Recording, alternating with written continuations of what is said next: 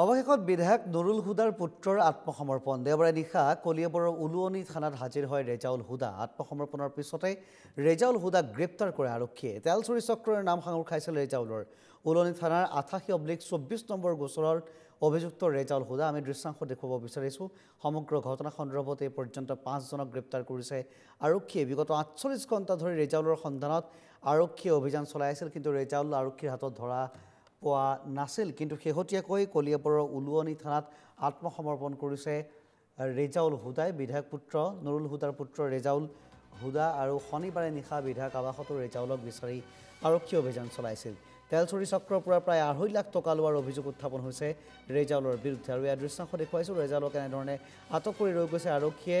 বিধায়ক নুৰুল হুদাৰ পুত্ৰ ৰেজাউল হুদা আৰু দীৰ্ঘদিনৰে পৰা তেলচুৰি চক্ৰৰ সৈতে ৰেজাউল হুদাৰ এনেধৰণৰ সম্পৰ্ক থকাৰ অভিযোগ উত্থাপন হৈছিল তেলচুৰি চক্ৰৰ পৰা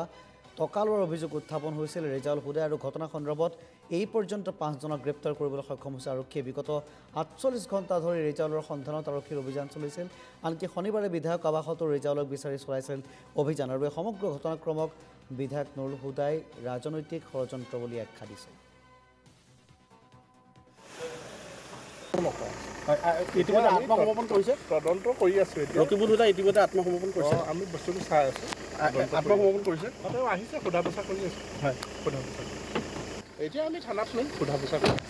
গ্ৰেপ্তাৰ কৰিছে নেকি তেওঁ এতিয়া সোধা পোছা কৰি আছে গ্ৰেপ্তাৰ কৰিছে নেকি তদন্ত কৰি সোধা পোছা কৰি আছে এতিয়া ক'ত লৈ গৈছে এতিয়া থানাত লৈ যাম আৰু